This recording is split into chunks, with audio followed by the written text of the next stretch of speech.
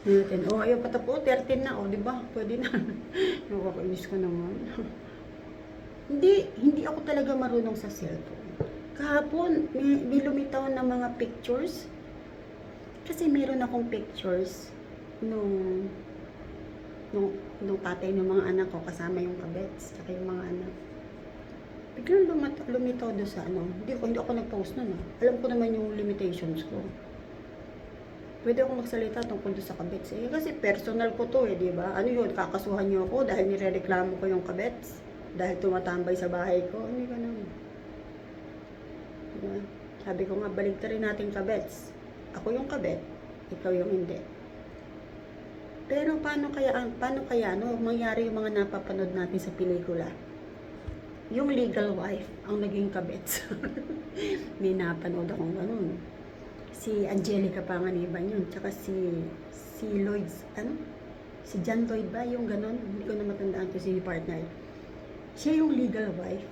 Tapos, naghiwalay sila kasi nga babaero nga, bla bla, ng babae eh. Nakipaghiwalay siya. So, nahiwalay.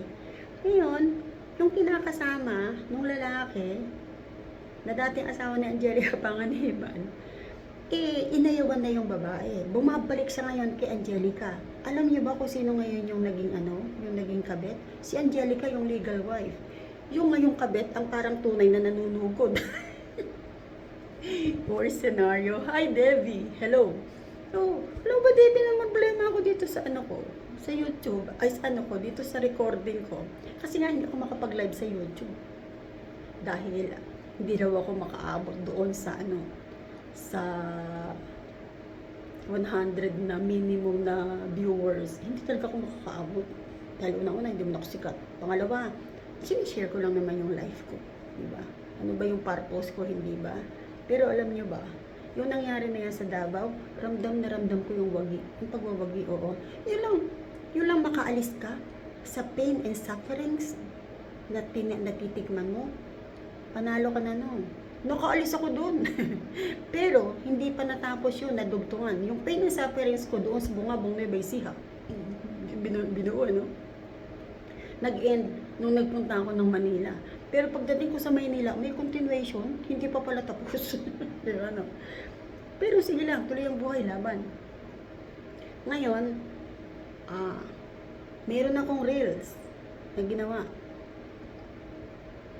Luha lang ako ng luha. Wala nang lumalabas sa bibig kong salita. Sa hirap na natikman ko, wala nang lumalabas na words. Basta, hindi na ako makapray. Iyak na lang, sasabihin ko lang, Lord, tapos tutulo ni luha ko. Ilang oras yun, mugtong-mugto ang mata ko, araw-araw yun, gabi-gabi yun. Basta pagdating ko galing work, hindi ko pinapakita ko minsan sa mga anak ko, kaya lang nakikita nila. Tapos, talagang hirap. Prayer lang talaga. Pray ka lang. Yung ipinanglaban ng Dabawenyos sa mga PNP, sa pananakit nila, sa pagdurusa, prayer. Ako, pinag-pray ko talaga. Tapos, pero sabi nga, nasa Diyos ang awa, nasa tao ang gawa. I tried asking help mula sa ibang tao. Pero wala eh, only God can help eh. So, tutok tayo kay God talaga. Si God lang talaga. Ngayon naman, masaya na ako. Nakapagsasalita na ako, eto na nga ako. Tapos, ang kasunod naman ng pagsasalita ko, natatawa ako. Tumatawa ako. Yan no? Dati hindi ako makapagsalita. Iyak lang ako ng iyak dahil sa pain and sufferings. Ngayon naman, meron pa ring pain and sufferings. Pero nakapagsasalita na ako. At choice ko naman, tumawa.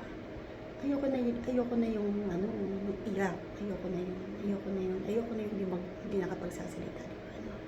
Ganun eh, no? Kaya, yung mga nangyayari sa atin talaga hindi talaga ibibigay ko, hindi kaya. Grabe yung nakita kong paninindigan ng Dabawenyos. Ang sinasabi, huwag kayong gaganti ng pananakit do sa mga nananakit ng mga PNP. Talaga, nanununtok, binabalya sila, ginagano sila ng kahoy, pinapalo talaga. Pero hindi sila gumaganti. Yung iba, tinutulak nila. Parang gumagano sila eh. Talaga ayaw namin, parang gano'n. Pero lalo sila pinanggigigilan. Nakakawa. Pero, it ends. Diba ano? Be! Tapos, may nagsasign pa ng mga fuck you, ano. Lahat po yan matatapos. May hangganan. Masaya na ako ngayon. Para sa iyo, thank you, Debbie. Alam mo ba, Debbie, na may mga negative reactions talaga doon sa mga tao, sa mga sinasabi at mga ginagawa. Alam na alam ko yung reactions nung kabets at ng grupo niya. Magsasalita na naman ako. Pasensya ka na. Hindi pwedeng hindi ka kasama. Kasi story ng buhay ko to eh. Part ka. Kung hindi ikaw yung nandyan at ibang kabets, part din sila. Nagkataon lang, tapos na sila Gina. Ay, naku!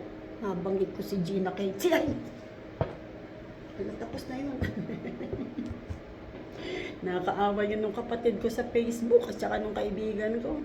May ibang kabets. Matapang talaga. Kaya takot na takot ako sa inyo eh. Naging friend ko siya sa Facebook. Makuwento ko lang ha.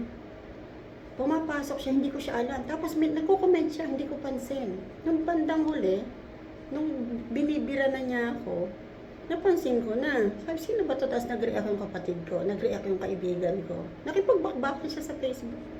Tapos, ang ending nun, itinira niya, yung Facebook account niya, nandun pa rin. Pero, nandun yung kanyang mga comment, mga sinasabi niya, pero wala na sa amin, dinilit niya. Na-screenshot ko yun. Matapang siya. Matapang yung iba. Yung iba naman, matapang yung nanay. Matapang yung kapatid.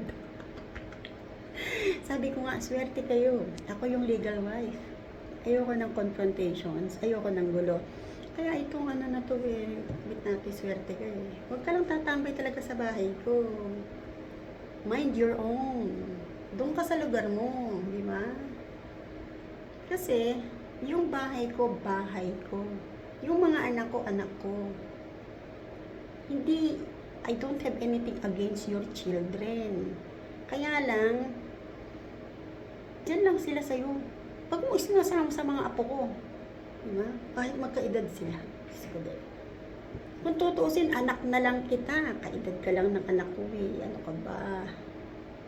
Diba? Tapos, yung iba naman na nababanggit ko na masama ugali, totoo naman masama yung ugali nyo. Ang problema kasi sa tao, gagawa kayo ng hindi maganda. Ngayon, pagka nabanggit na talaga namang ginawa nyo ng hindi maganda, galit kayo. Pag ganun, accept it. Kasi tinanggap ko kayo noon. Tinatanggap ko rin naman hanggang ngayon. Ikinahiya ko ba? Na nagsasaing ako ng hinugasang tutong at nihahalo sa bigas, ikinahiya ko, hindi, binabanggit ko nga lagi. Proud ako. Dahil hindi nyo natikman yun. Ako lang yun. Kami lang ng mga anak ko yun. How many times namin ginawa yun? Hindi ako gumagamit ng mga tao. Kung halimbawa mang, yung ibang tao, nabibigyan kami ng pagkain, sinisiguro ko na nasusuklian ko yung tao na yun. Nang higit pa doon sa binibigay niyang pagkain para matikman namin yung masarap. Kaya yung mga nakasama ko, kung may masasabi kayong masama akong ugali, congrats to you. Sinungaling ka. Yes, nagsisinungaling ka kasi alam ko, maganda yung nagawa ko sa'yo. Natulungan kita. Nung time na kailangan mo ng tulong, na walang tumutulong, ako lang. Lali kapatid ko, uy brother, walang tumutulong sa'yo. Ako nagsalba sa'yo, madalas. Pero ano ka ngayon, dinudurog mo. Diba? Ganun lang yun eh. Kaya yung pain and sufferings, alam na alam ko yan. Tatagan nyo lang po. Naghihirap kayo ngayon, nahihirapan kayo ngayon, tatagan nyo lang. Makakatingin kayo ng ginhawa. Merong mga tao na uuna yung saya, na uuna yung ginhawa. Congrats. Kasi ako hindi. More on sufferings ako kahit nung bata ako. Oh, di ba? Nakatungtong ako sa numero. Kasi nagpipiko ako. Step 1, step 2, pikuhay naman. Hindi ako nagbibiro na kayo.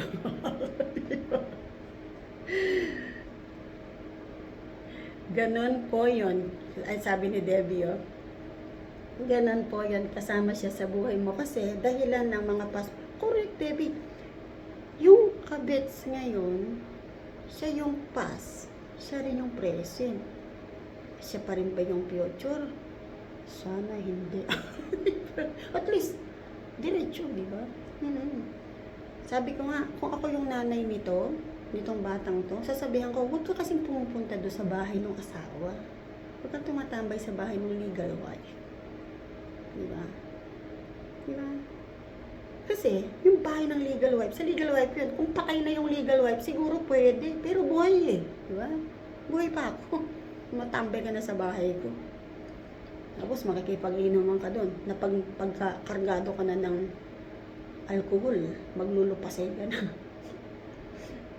Suka dito, suka doon. Ano ka? Para kang yung mga PNP na sumugod sa Davao. Nakakaawa yung nangyayari yung 4 days ng Davao. Tapos yung ika-4th day, dumating na yung sabi na, umalis, vacate the place, umalis kayo dyan. Grabe, yung sikla ng mga tao, tsaka yung mga vlogger, minumura yung mga PNP. Grabe, no? Kinakurs kayo ng sambayanan, mga PNP. Kasama ka ba doon sa 3,000? Tapos, kasama ka ba doon sa panibagong 1,000 na dumating? Galing daw po yun ng NCR ng North. Ewan ko kung kasama yung Nueva Ecija. Nakatutok ako doon. Bago ako matulog, titignan ko yun. Tapos pagkagising ko, tignan ko ulit. As, oh Lord, sabi ko, thank you, di ba? Paglabas ko ng bahay ka ngayon na, hallelujah, Jesus, thank you. Di ba? No? How do you say, paano mo pinapakita yung yung pagpapasalamat mo, di ba? Yung happy heart, di ba? Yung happy soul, di ba? Paano mo pinapakita? Paano mo ini-express, di ba? Sabi nila, dapat daw, isipin mo yung mga ginagawa mo, kung tama o mali, hindi mo na maiisip yun. Lalo kung kailangan mo ng pera. Pero ako noon, kailangan ko ng pera. Hindi pa, kinontrol ko pa rin yung mga offers na hindi maganda. Ayoko yan. Even here, nung wala pa akong papel, sabi nila, mag-TNT daw ako, tapos mag-asawa ako. No? Sabi ko, hindi ko gagawin yan. Hindi ko sisirain yung kung ano yung meron ako ngayon. Meron akong dignidad. Iniwan man ako nung asawa ko, meron pa rin akong maipagmamalaki sa mundo. Kahit iniwan ako nung asawa ko at pinagpalit ako sa ibang babae, meron pa rin akong dignidad na maipagmamalaki.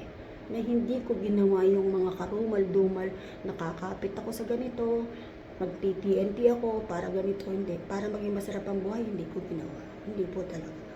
Nanatili akong may prinsipyo sa buhay. Kahit hirap na ako.